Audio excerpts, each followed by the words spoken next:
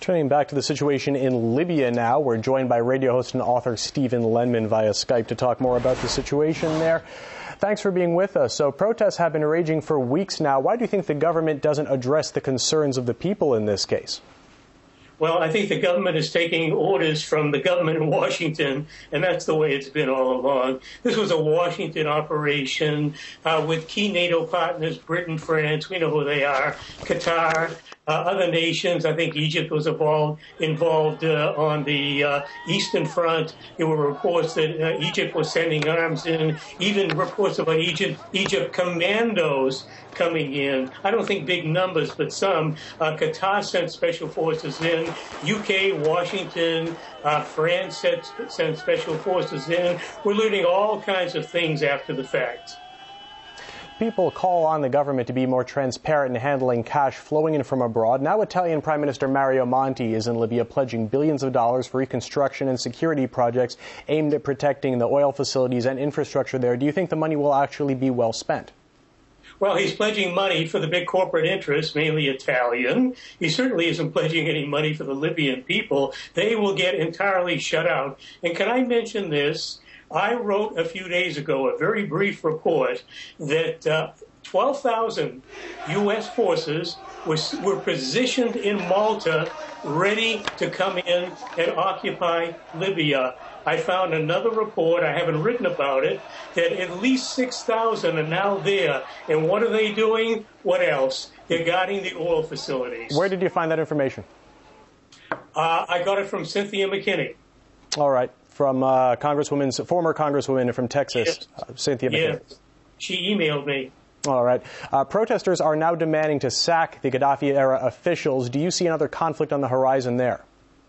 Well, I think there's been a conflict all along. There were reports that I found in Reuters, in the Washington Post, saying a couple of hundred former rebel fighters, stormed the parliament in Benghazi. They used hand grenades to blow up the gate protecting the parliament. They blew it up. They stormed the parliament. They complained they're not getting paid properly, they're not being treated properly, new election laws were drawn up, the people were promised they would have a say in these. The people have had no say whatsoever. Everything has been secretive, and the NTC government, let's face it, is a puppet Western government serving Western interests, absolutely having no interest in ordinary Libyans. All right, I misidentified Cynthia McKinney there. She's actually from Georgia. But Libya is expected to hold elections in April 2012. Do you see the Islamists coming to power in Libya as they have in other Arab states across North Africa, including Egypt, we've been reporting recently? Well, I don't think it makes any difference because the real power will be sitting in Washington using their proxies, sitting in Benghazi, Tripoli, wherever they're going to make their headquarters. I mean, that's exactly the same thing. America is in charge of all these operations. America led the Libyan war, no question. An American admiral, the head of NATO, was in charge of this operation. The African commander, General Ham, was his number 2, and the number 3 was a Canadian general. But America ran everything. They let France do most of the legwork, but American drones did an awful lot of bombing. A lot of American money was spent. The U.S. media reported virtually nothing about this. American people are totally in the dark. They don't know what's going on, and the fighting never stopped. There was an incident in the last week or two. Rebel fighters stormed an oil platform. They were angry just the way they're angry about the parliament. They stormed an oil platform.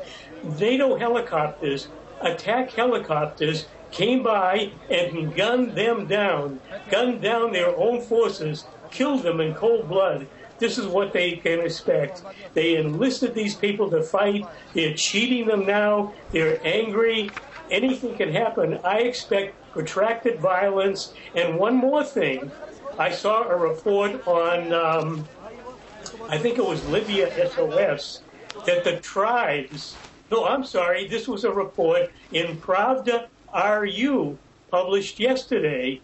I don't have the name of the writer in front of me, but he said The tribes of Libya are united in a resistance against NATO and against the NTC government. They want their country back. Again, I expect protracted violence. I expect the Western major media to ignore it. But before too long, it will be impossible to ignore. I hope Russia Today will cover it. Thanks for your time, author and radio host Stephen Ledman. Stay with us here.